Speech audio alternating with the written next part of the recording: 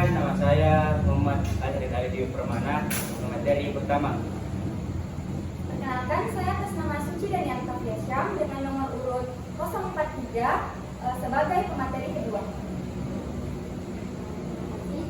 Kita akan memulai kepada pemateri pertama. Silakan. Adapun topik pembahasan, satu, pengertian pemerasan. Yang kedua itu landasan hukum. Yang ketiga, jenis-jenis pemerasan hukum. Yang keempat, contoh-contoh pemerasan hukum.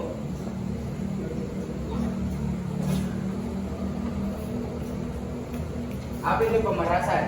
Pemerasan adalah tindakan melibatkan ancaman, kekerasan atau tindakan merugikan lainnya yang dilakukan oleh seseorang atau sekelompok orang untuk memaksa korban melakukan sesuatu yang mereka tidak ingin lakukan. Biasanya untuk mendapatkan keuntungan pribadi atau memaksa korbannya memberikan sesuatu yang diinginkan oleh pelaku.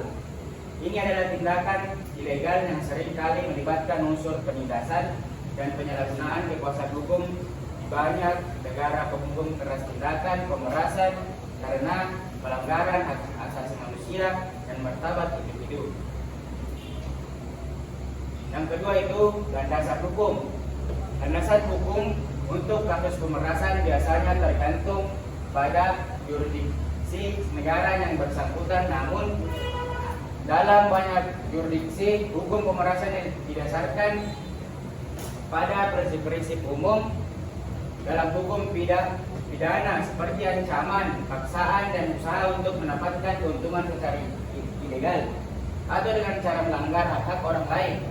Saksi hukum untuk pemerasan juga bervariasi mulai dari denda hingga hukuman penjara tergantung pada seriusan kasus dan hukum yang berlaku negara tersebut. Terima kasih. Terima kasih atas pemateri pertama. Saya persilakan pemateri kedua. Baik, terima kasih atas kesempatannya. Nah, materi selanjutnya yaitu jenis-jenis pemerasan dan hukum. Yang pertama ada pemerasan fisik, pemerasan seksual, pemerasan emosional, pemerasan finansial, pemerasan melalui teknologi, pemerasan politik, dan terakhir pemerasan seksual online. Next.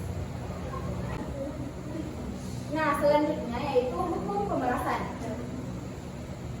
Yang pertama ada penjara. Pelaku pemerasan bisa dijatuhi hukuman penjara di mana durasi hukuman tergantung pada seberapa serius tindakan pemerasan tersebut.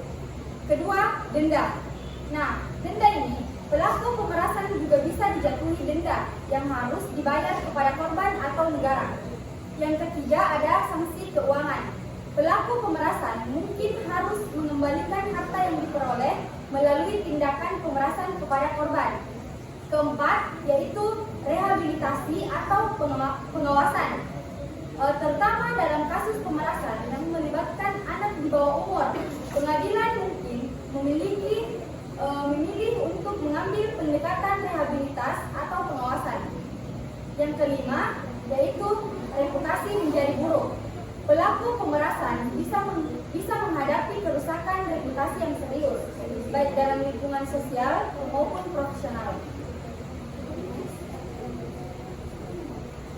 Contoh pemerasan di kehidupan sehari-hari, yaitu ada yang pertama pemerasan anak oleh orang tua, kedua pemerasan pembeli oleh pemasar, ketiga pemerasan pelanggan oleh penyedia layanan, keempat pemerasan pekerjaan oleh penguasa, dan kelima ada pemerasan pelanggan oleh pedagang. Baik, terima kasih atas pemateri kedua.